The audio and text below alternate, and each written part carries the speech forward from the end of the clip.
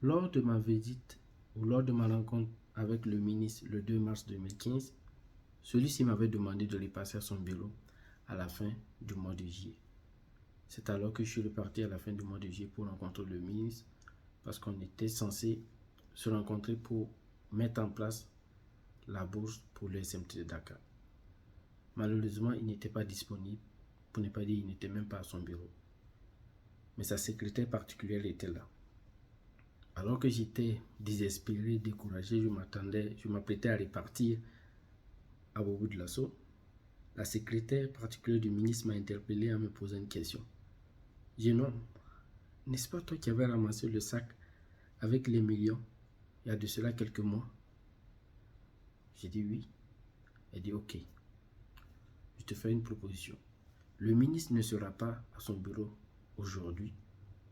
Ce que je te propose, dis-moi ce que tu aimerais dire au ministre. Je vais saisir et donne-moi ton dossier. Je vais compléter la saisie à ton dossier et je vais déposer ton dossier au bureau du ministre et je vais m'assurer que ton dossier soit le premier des dossiers que le ministre verra lorsqu'il sera à son bureau le dimanche matin. Je rappelle qu'on était vendredi soir, donc vendredi dans l'après-midi. Donc on a procédé ainsi et moi j'ai pris le cas pour Bobo de Lasso. Alors, le dimanche qui a suivi, moi j'étais à l'église. Donc je suis musicien dans un groupe de louanges, donc dans le groupe de louanges de l'église. Donc mon téléphone était sous silencieux et je ne me suis pas rendu compte que j'avais manqué 3 appels. Et j'avais reçu 2 SMS. Donc à la fin du culte, je regarde mon téléphone, je vois les appels manqués et les 2 SMS que j'ai reçus de la part d'une personne que je ne connaissais pas, un numéro inconnu. Je regarde le SMS. Le premier SMS est écrit « Bonjour Anissé ». C'est le ministre des enseignements secondaires, supérieurs et de la recherche scientifique. Dans le deuxième SMS, le ministre me dit, donc, c'est celui qui m'avait appelé, il me dit, alors, je ne me rappelle pas, je ne me souviens pas vous avoir dit de passer à mon cabinet pour une bourse de l'SMT. Et là, j'étais dessus, j'étais découragé, mais qu'est-ce que je fais? Je prends mon téléphone, je rappelle le ministre parce que c'est lui qui m'avait appelé. Je le rappelle et j'essaie de le rappeler, de l'expliquer que j'étais passé à son cabinet le 2 mars de la part du Premier ministère, de la part du directeur du cabinet du Premier ministre. Essayer de relater le fait. Mais malheureusement, le ministre n'était pas, je peux dire, il n'était pas disponible. Pourquoi? Parce que même on était au téléphone, il était déjà en salle d'embarquement parce qu'il avait une mission hors de Burkina Faso ce jour-là. Donc il m'a demandé d'appeler le directeur général des bourses, donc le directeur général du SURSPV. Donc le lundi qui a suivi, j'ai appelé au secrétariat de la direction générale du SURSPV. Donc le SURSPV, c'est le service des bourses d'études du Burkina Faso. Donc j'appelle au secrétariat, je me présente, j'ai dit, j'appelle de la part du ministre. Donc quand c'est comme ça, on te fait passer rapidement. Et là, on me transfère autant que moi au directeur général. Donc je me présente, j'explique la situation. Et là, le directeur général me dit, ah, jeune homme, moi je me rappelle qu'il y a de cela quelques mois, le ministre m'avait appelé de mettre en place, de réserver autant que moi des bourses pour les SMT de Dakar et de réserver une bourse pour un étudiant. Mais l'administration est écrite, je n'ai pas reçu d'instruction de la part du ministre par rapport à votre bourse. Donc, s'il te plaît, patiente, attends le retour du ministre. Je dis, ok, j'ai pas de problème, j'ai pas de solution, j'ai pas de problème par rapport à ce qu'il venait de dire, et en plus de ça, j'ai pas d'autre option. Je ne peux qu'à attendre. Et donc, ce que j'avais fait à l'époque, c'est que j'avais demandé à faire un stage à l'ONATEL. L'ONATEL, c'est l'opérateur historique du Burkina Faso qui est devenu Move Burkina. Donc le stage consistait à sortir avec un technicien de l'ONATEL pour les réparations de l'internet, connexion téléphonique auprès des clients. Donc je rappelle encore, pour ce stage-là, c'est un stage non rémunéré. Je connaissais personne. Je suis allé, j'ai insisté jusqu'à ce que le directeur régional de l'ONATEL de l'Ouest à l'époque m'a reçu et il a accepté de m'offrir le stage. Je lui suis infiniment reconnaissant parce que ça m'a permis de comprendre les bases de télécommunications avant de commencer des études là-dedans. Donc, le vendredi qui a suivi, j'étais avec un technicien de Lonatel qui m'appréciait bien. Et nous étions dans la voiture de Lonatel aux alentours de 14h, 15h quand j'ai reçu l'appel du ministre. L'appel fatidique. Alors, dès le début de l'appel, le ministre commence à aller dans tous les sens. Et puis il me dit, bon, lui ne comprend pas l'histoire de l'SMT de Dakar. Donc je dis, ok, pas de problème, excellence, je vous explique c'est quoi l'SMT de Dakar. Donc je lui dis, c'est une école inter-État, le Burkina Faso fait partie des pays fondateurs de l'école, il y a un ministre, donc il y a un de ses collègues qui siège au conseil de ministre de l'SMT, il y a un conseil d'administration, il y a des Burkinabés qui sont dans le conseil d'administration. Tout. Et là, il me dit, non, ça ne fonctionne pas comme ça, parce qu'actuellement, les finances du Burkina Faso ne leur permettent pas de mettre en place une bourse pour les SMT de Dakar. J'ai dit, aïe. Je dis, mais je ne comprends pas. Le Burkina Faso a les mêmes caractéristiques économiques que le Mali, que le Niger.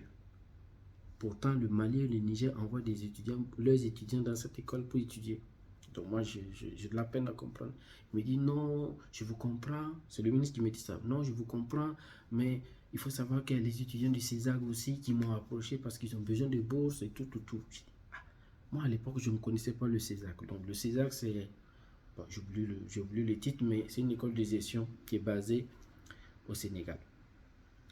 Bref, donc, là, il me dit, écoute, jeune homme, ce qu'on va faire, je suis désolé, je ne peux pas mettre en place la bourse pour les SMT de Dakar et je ne peux pas vous offrir une bourse pour aller à l'SMT de Dakar. C'est ce que le ministre me dit au téléphone. Et là, j'ai compris que j'étais dans la marde, donc j'étais dans la merde. Et il fallait que je sorte mes griffes de bons coups de goulet. Donc, qu'est-ce que je fais? J'ai dit au ministre, je suis convaincu d'une chose. Si Dieu, parce que moi je suis croyant, si Dieu a dit que moi j'irai à Dakar en octobre pour étudier à l'ESMT de Dakar, et vous, et que c'est... Non, je répète, je recommence. Si Dieu a dit que moi, je dois aller à l'ESMT de Dakar pour étudier en octobre en ingénierie télécom, et que c'est le ministre qui doit signer l'attestation de bourse afin que je puisse partir à Dakar pour étudier, et vous, en tant que ministre, vous refusez de signer l'attestation de bourse pour moi, quelqu'un d'autre viendra signer l'attestation de bourse à votre place. J'ai dit ça, pim, au ministre, au téléphone, c'est lui qui m'appelait. Quand j'ai dit ça, le chauffeur de Lonatel, lui, il était dépassé, il m'a regardé du genre, mais jeune homme, tu es foutu. Et il a braqué à droite pour stationner parce que il commençait à me faire des signes du genre temporise. Et je pouvais entendre le ministre hurler au téléphone en disant, jeune homme, contrôlez votre langage. Vous vous adressez au ministre des enseignements secondaires supérieurs. Je ne sais pas s'il pensait qu'en me disant ça, moi, ça allait me calmer. Non. Quand il a fini de dire, donner son titre et tout, j'ai dit, excusez-moi, monsieur le ministre, mais moi, je suis un étudiant. Vous êtes le ministre. Vous m'appelez, moi, étudiant, pour une question de ministre et pour une question de bourse. Et vous n'êtes pas capable de me donner cette bourse-là. C'est que votre titre de ministre ne me sert à rien. J'ai dit ça, pim, au ministre, au calme. Et là, j'étais assis, déjà, je n'ai rien à perdre. Là où je suis là, Gabriel, moi, on n'a plus peur de couteau. Je vous assure, j'ai dit ça clairement au ministre. Et le chauffeur de Lonatel, il était assis maintenant du genre, jeune homme, là, ce que tu viens de faire, c'est la fin. Du genre, je n'ai plus d'avenir. Et les gars du genre, je n'ai plus d'avenir. Et le ministre s'est tu. Quand j'ai dit ça, il s'est tu. Il ne parlait plus. Il avait presque 1 minute, 2 minutes comme ça. Le compteur de l'appel tournait, donc je regarde. Donc j'ai dit allô. Il m'a répondu avec un oui sec. Même j'ai compris qu'il faut te calmer. Tu as déjà trop fait. Tais-toi. Donc je me suis tué.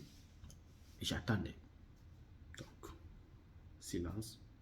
Donc avant de continuer, vous dire la suite de l'appel, J'ai reçu, quand j'ai fait la première partie de cette histoire, donc j'ai reçu beaucoup de messages sur LinkedIn.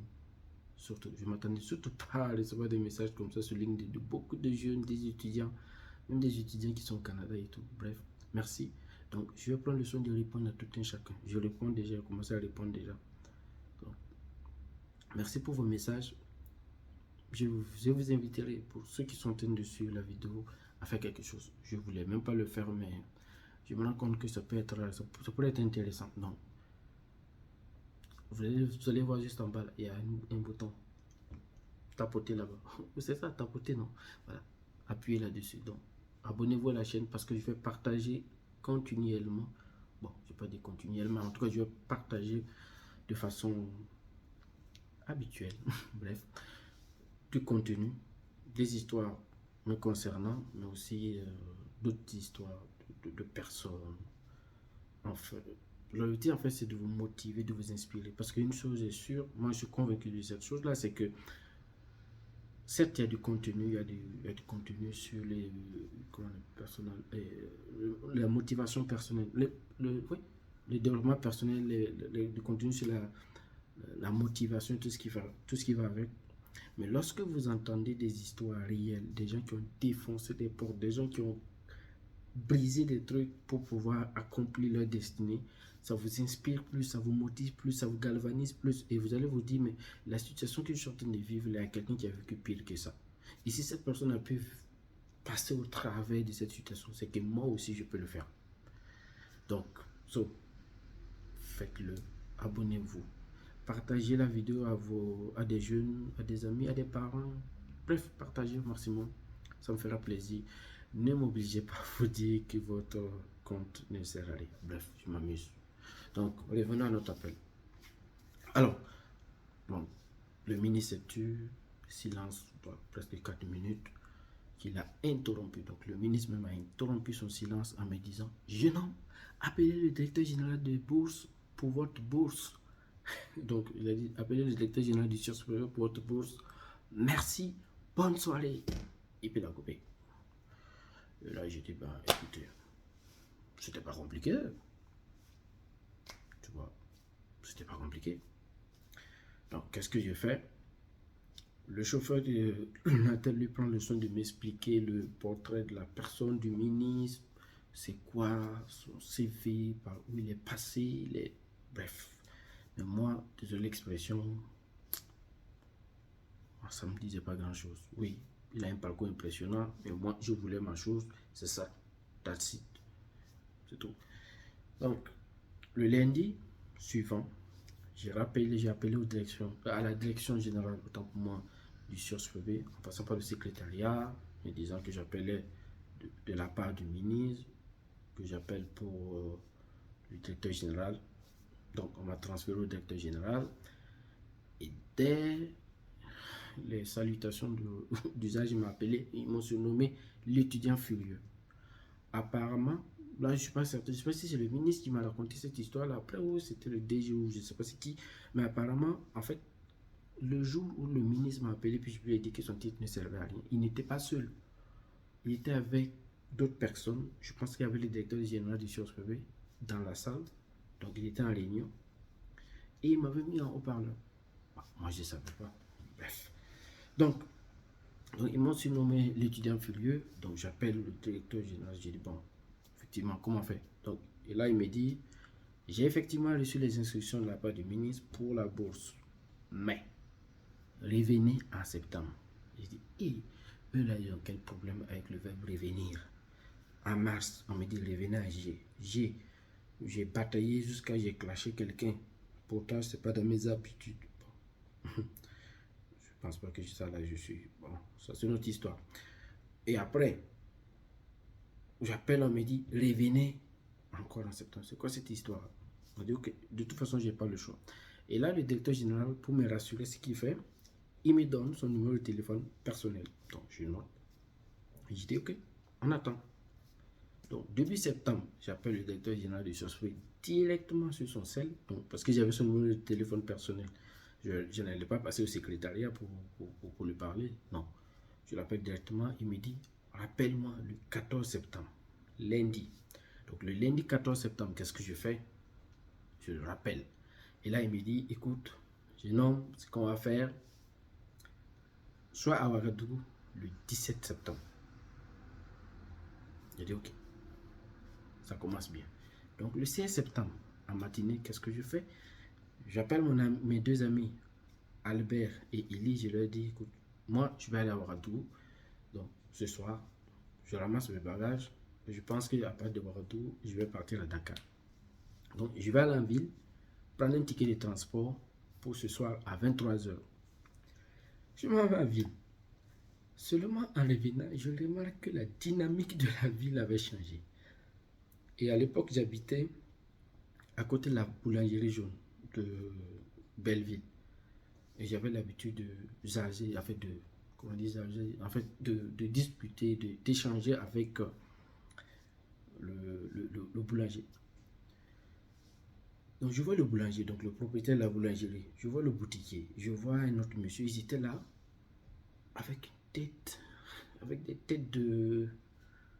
en tout cas, de mort à la limite, quoi. Enfin, ils étaient découragés, désespérés. Donc je m'approche d'eux pour demander, mais attends, qu'est-ce qui se passe? Qu'est-ce qui ne va pas? On me dit, attends, tu n'es pas au courant. J'ai dit, au courant de quoi? J'ai dit, il y a coup d'État. J'ai dit, coup d'État où? Burkina. Ok. Je ne sais pas si vous comprenez ce que ça veut dire un coup d'État. Donc ça veut dire que le gouvernement est dissous. Ok. Donc le ministre, il n'est plus ministre. Bizarrement, je ne sais pas si ce jour-là, je me suis pris pour un prophète ou pas, mais bref, parce que je lui avais dit que j'avais dit au ministre que quelqu'un d'autre allait venir signer l'attestation de bourse à sa place. Mais visiblement, je ne suis pas un prophète. Donc, là, comment faire? Et ce coup d'État était un coup d'État très atypique. Pourquoi? Parce que quand il y a eu le coup d'État, ils ont... Bon, déjà, c'est le coup d'État de Guinguéré, donc le coup d'État du RSP. Donc, ils ont mis en place un couvre-feu. Donc, ce qui faisait que je ne pouvais pas voyager le soir pour aller à Ouagadougou.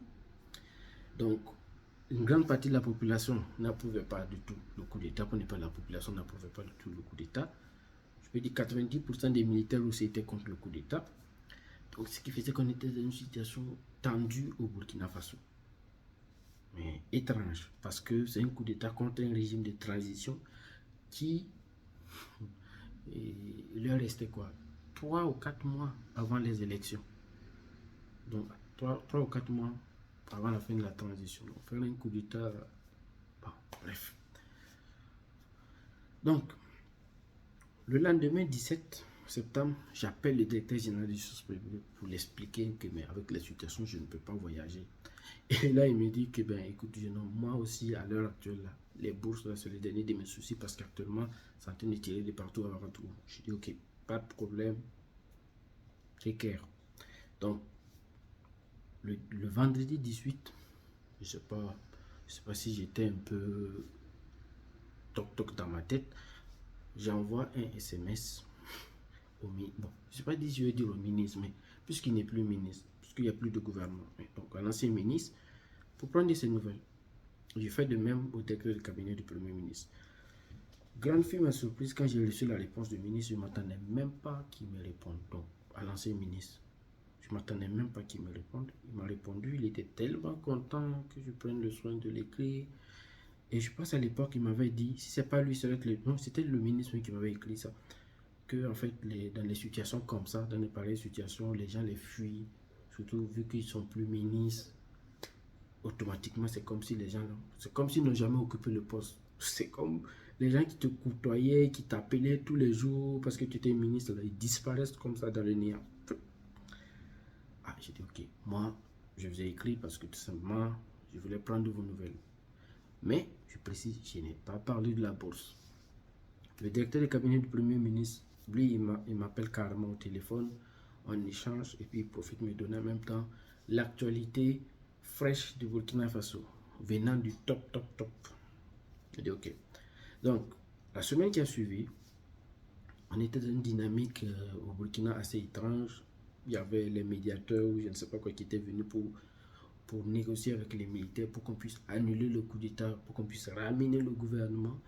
Mais il y avait une espèce de moratoire. Je ne sais pas si c'était un moratoire, mais en tout cas, une espèce de truc qui faisait que quand tu étais à Bobo de la c'était difficile pour toi de quitter Bobo de la pour aller à Ouagadougou. Parce que les militaires qui ont fait le coup d'État, ou je ne sais pas, même les autres militaires, on dirait qu'ils avaient peur que d'autres militaires se transforment en civils pour aller à Ouagadougou, ou peut-être qu'il y ait des militaires qui quittent Ouagadougou en civil pour aller dans les régions parce qu'ils voulaient fuir. Bref, il y avait une dynamique étrange, something like, en tout cas quelque chose qui ressemblait à ça.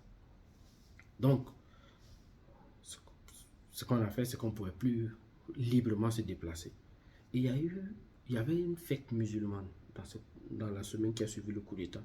Et à cause de la fête musulmane, on a dit, ce qu'on va faire, on va permettre aux gens de se déplacer. Donc, pour pouvoir célébrer en famille. Et moi, j'ai dit, youpi, voici l'occasion pour moi d'aller à Ouagadougou. Bien sûr, les gens n'étaient pas d'accord. Les gens ont dit, non, il ne faut pas aller à Ouagadougou, c'est dangereux, c'est pas safe et tout. Moi, j'ai dit, c'est pas un problème, j'y vais.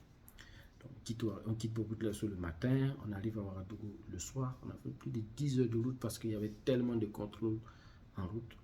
J'arrive à Ouagadougou, c'est là maintenant à Ouagadougou, je décide de là où je vais dormir. Parce que il y avait deux choix. Soit aller chez ma grand-mère maternelle qui habitait dans le quartier Zongo. C'est un quartier de zone non lotie. Donc à Ouagadougou. Mais je savais que si je partais chez ma grand-mère, je pouvais dire adieu à ma liberté.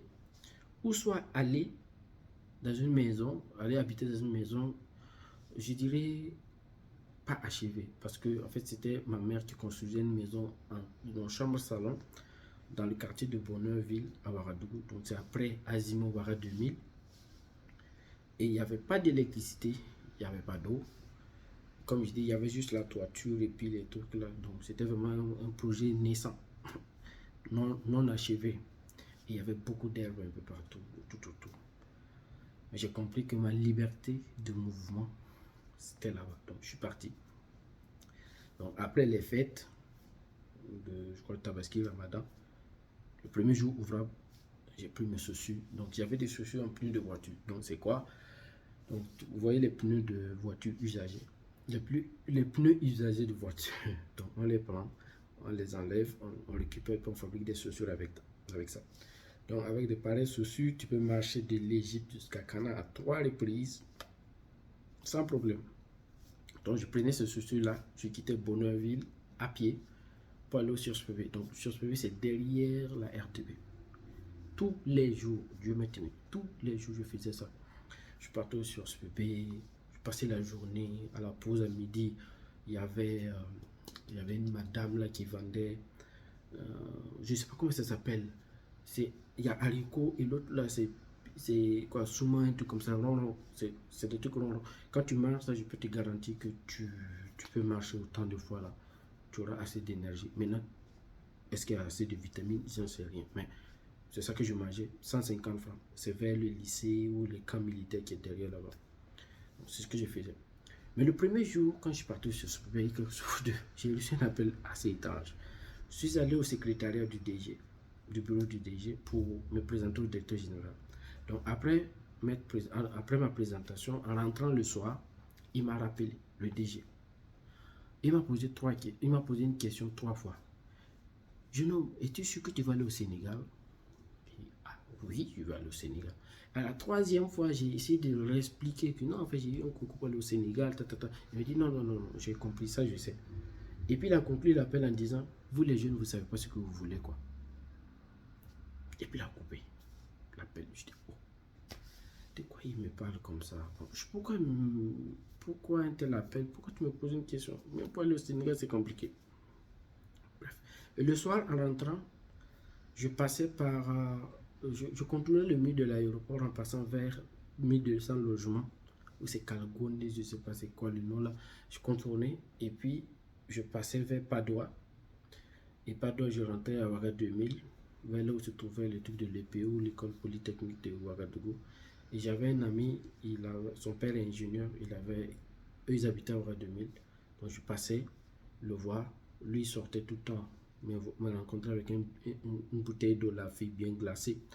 Donc c'est ça, avec ça que je calmais un peu ma soif. Je me désaltérais avec ça. Et puis, bon, souvent on discutait.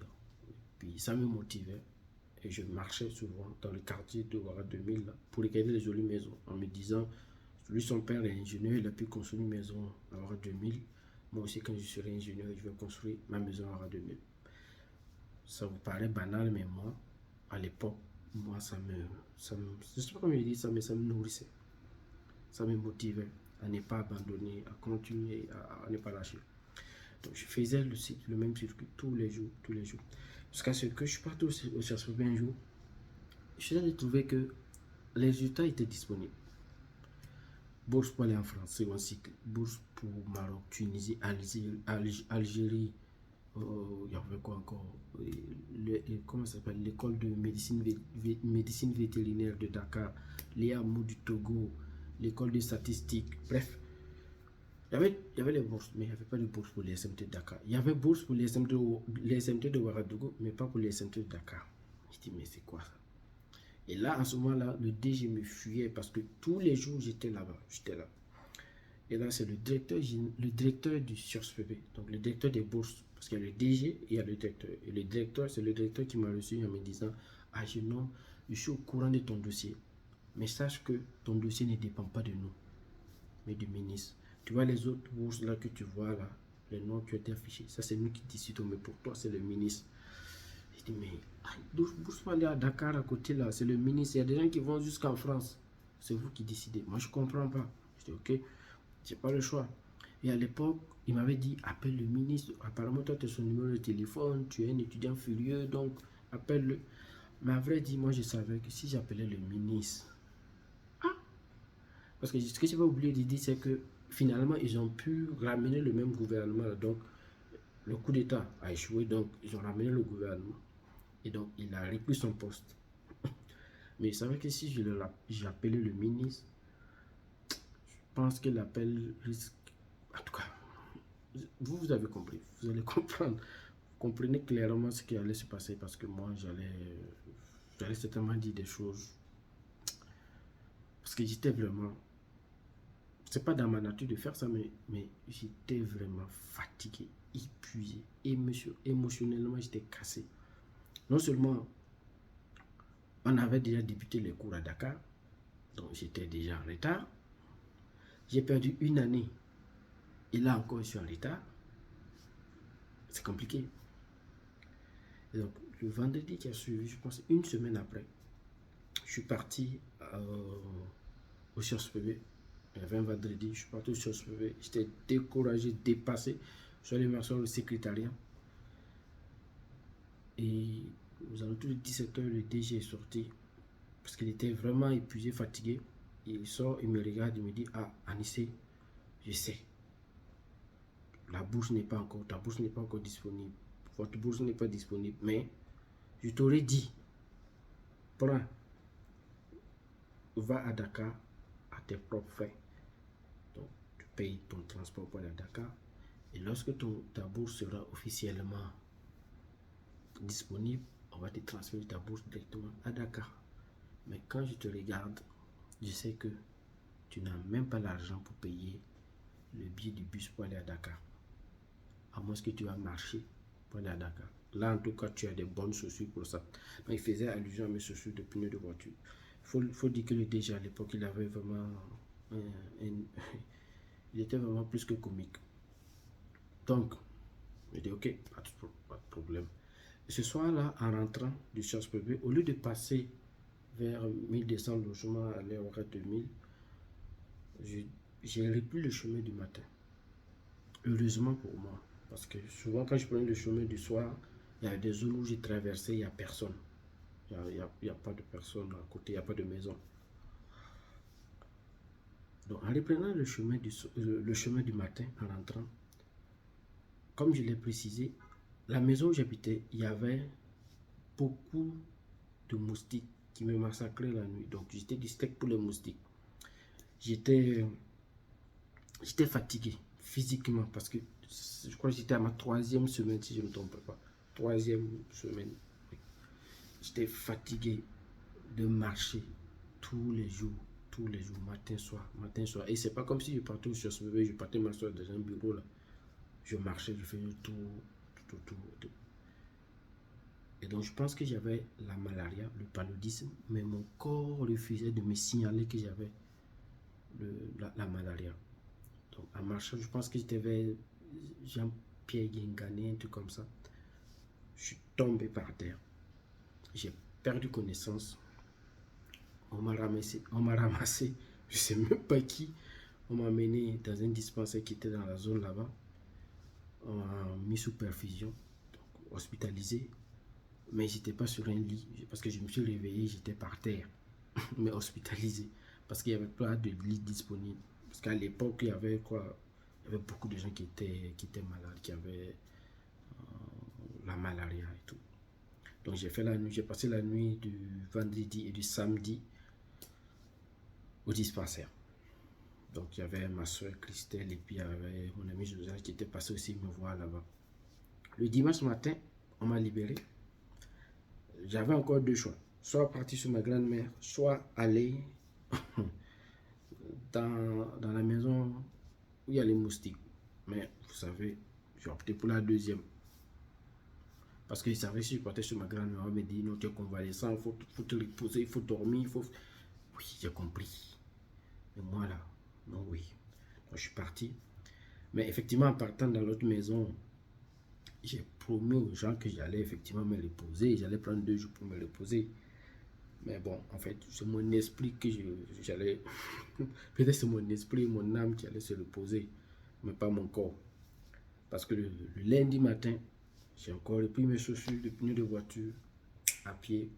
Je suis parti sur ce bébé. Je pense en termes de distance, ça dépasse 7 km, si je ne me trompe pas. Ceux qui maîtrisent bien les calculs de distance, qui connaissent l'itinéraire, peuvent l'écrire en commentaire, ça me fera plaisir.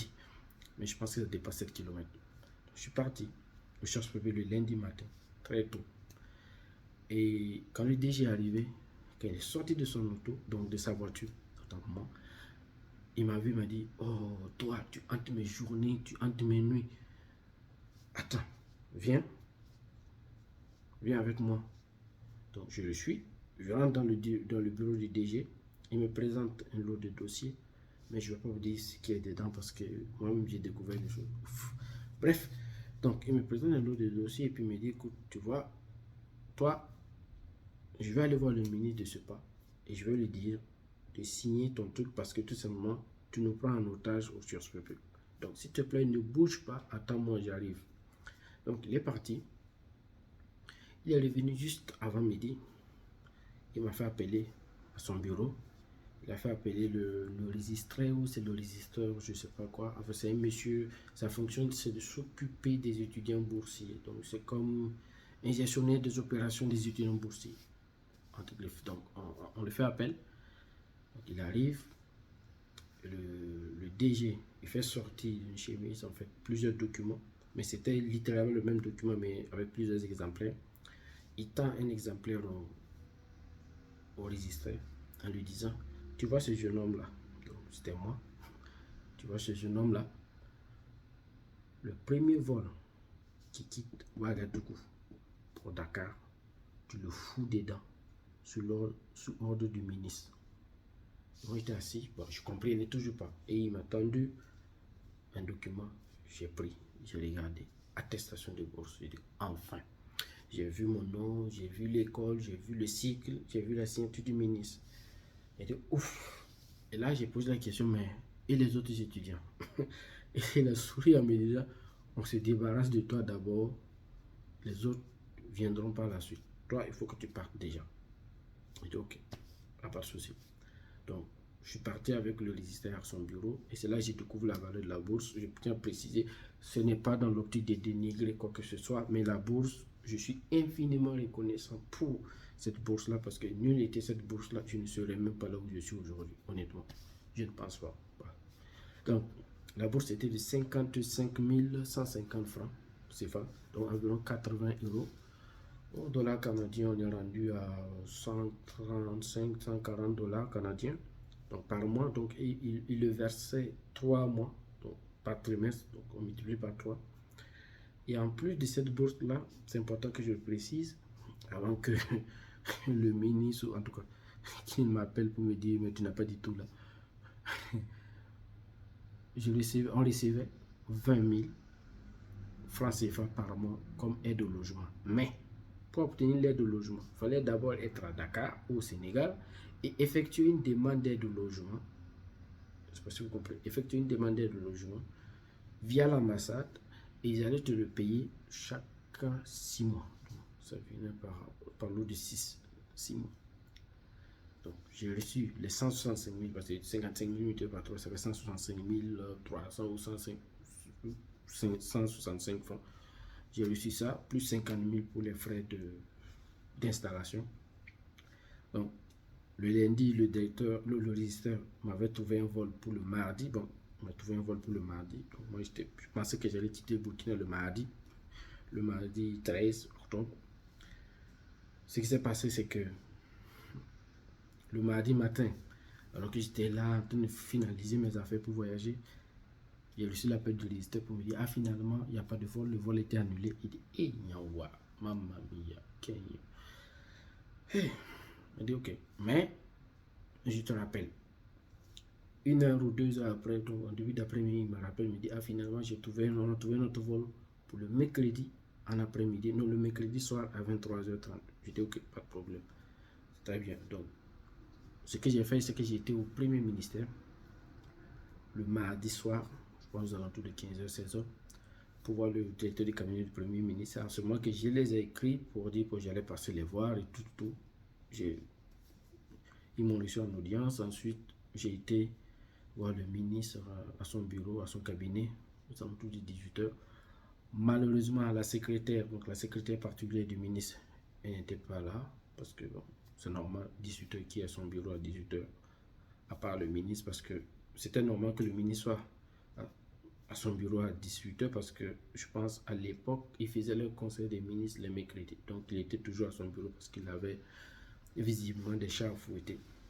Donc, il m'a reçu et j'ai été surpris parce que je m'attendais à ce qu'il me menace ou qu'il me gronde, qu'il me remette à ma place. Mais il était très content de me recevoir, très ouvert. Visiblement, c'est pas quelqu'un qui est rancunier. Il dit, ah, mais je savais pas que tu étais comme ça. Bon, vous étiez comme ça. Donc, et le mercredi, effectivement, j'ai pris le vol pour... mercredi soir à 23h, j'ai pris le vol pour Dakar. Comme j'ai dit, il y a plein d'histoires que je raconterai plus tard. Oui. Je pense que ce n'est que le début du commencement, parce qu'il y en a d'autres histoires congolaises qui vont suivre celle-ci. Mais j'aimerais finir cette vidéo en... Comment je vais dire, mais je ne vais pas partager le conseil parce que je ne pense pas que je suis rendu à un niveau où je peux partager des conseils là, mais juste, je redis ce que j'ai dit, donc je ne pense pas que je suis rendu à un niveau où je dois partager, ou en tout cas, je ne pense pas que je suis dans une posture ou à un état où je suis capable de partager des conseils, donc, mais je tenais quand même à dire merci à toutes ces personnes-là et à vous dire que grâce à ça, même si moi je suis parti, après, à ma grande surprise, il y a d'autres personnes qui ont obtenu la bourse, mais l'année qui a suivi, effectivement, les étudiants burkinabés ont commencé à venir à l'SMT avec la bourse. Et donc, grâce à cette lutte-là, les étudiants burkinabés ont commencé à avoir la bourse et un étudiant burkinabé pouvait se pointer, désolé l'expression, pouvait se pointer au CIRSPB juste avec sa demande, j'ose croire, et obtenir des bourses, parce que j'en ai vu effectivement des cas comme ça quand j'étais toujours à Dakar. Donc, et tout ceci grâce à l'implication de certaines personnes. Je ne pourrais pas citer tous les noms, mais j'aimerais juste faire une mention spéciale. Donc, désolé pour toutes ces personnes, les autres personnes, mais comprenez-moi. Mais j'aimerais faire une mention spéciale à la secrétaire particulière du ministre, Madame Mama, j'ai oublié son prénom, son nom de famille. Bref, si vous écoutez cette vidéo-là, vous allez certainement vous souvenir de l'étudiant qui avait ramassé les sacs avec les millions. C'est moi. Merci infiniment pour votre geste. Je ne fais pas partie de votre famille. Je ne suis pas l'enfant d'un député ou d'un ministre ou d'une personnalité importante du Burkina Faso. Mais vous avez accepté, vous m'avez même fait cette proposition-là de prendre mon dossier et de vous assurer personnellement que ce dossier-là soit vu par le ministre. Que c'est fou, c'est rare de voir ça. Des gens comme vous, il n'y en a pas beaucoup, malheureusement. Donc je tenais à vous dire merci. Et donc si vous suivez, si vous voyez cette vidéo, n'hésitez pas à me contacter, ça me fera plaisir de vous parler. Certainement quand je serai de passage au Burkina ou quand je serai au Burkina, il me fera plaisir de passer vous rendre visite, même à la maison. Je n'ai pas d'inconvénient. J'aimerais aussi dire merci au général Guigimde pour son message qui est... On peut carrément même faire une vidéo là-dessus. Quand il m'envoie le message en disant « Attends la volonté de Dieu ». Je ne vais pas mentir, à l'époque là, j'ai failli faire sortir mon accent québécois. Mais à l'époque là, je voulais pas pantoute entendre ça. C'était pas le message que je voulais entendre. Je voulais voir, que je voulais lire. Mais avec un peu de recul, avec beaucoup de recul, je me rends compte qu'il a fallu que je patiente, que j'attende la volonté de Dieu pour ouvrir la porte à d'autres personnes. Merci pour ce message-là, merci pour les conseils. Merci au ministre Filiga Saodogo, professeur Michel Filiga Saodogo, pour sa générosité, pour sa disponibilité. Je continue de le parler jusqu'à ce jour. C'est vrai, il n'est plus ministre, hein, mais voilà, je continue quand même d'avoir de belles discussions avec lui quand j'ai l'occasion. Il n'a pas été rancunier. Il pouvait, comme disait le chauffeur de Lonatel, le technicien de Lonatel, il pouvait me blacklister, il pouvait je sais pas quoi, il avait dit que vous pouvez m'interdire de fréquenter dans les universités publiques, ou on pouvait faire une histoire pour que je puisse plus fréquenter dans les universités publiques. Bref, il n'a pas fait ça. Il a été cette personne-là qui a mis en place cette bourse-là pour permettre aux étudiants de l'ESMT, les étudiants burkinabés, de pouvoir aller étudier à l'ESMT de Dakar. Merci beaucoup. Merci aussi, un grand merci à M. Jobo Dorogo, qui était le directeur du cabinet du Premier ministre. J'ai eu une relation de proximité. Je peux dire, parmi les noms que j'ai cités, c'est la personne avec laquelle j'étais beaucoup plus proche après cette histoire de bourse-là. Et à chaque fois que je mettais les pieds à Ouagadougou, je partais le voir. Il venait me voir aussi. Ça m'avait même surpris de voir quelqu'un de son rang se déplacer pour venir voir la petite personne que je suis. Merci. Il n'est plus de ce monde depuis le 6 ou le 7 août 2024. Dieu merci, je suis resté en bon terme avec lui, en communication avec lui. Et en partant, il m'a dit quelque chose. C'était dans son dernier audio qu'il m'a envoyé avant son décès. Ça m'a vraiment touché. Il m'a rappelé l'histoire de la reine Esther. Mais vous pouvez aller lire l'histoire vous-même pour ceux qui veulent. Mais il m'a rappelé une phrase que je crois que c'était Marc Doucher ou je ne sais pas qui avait dit à la reine Esther en disant: peut-être que si tu es à la place, si tu es à cette place, donc si tu es reine aujourd'hui, c'est pour défendre notre cause. Et dans l'audio qu'il m'avait envoyé avant son décès, il m'avait dit que le jour où je suis venu à la primature, à son bureau, premier ministère, le rencontrer pour expliquer mon problème, j'étais en larmes.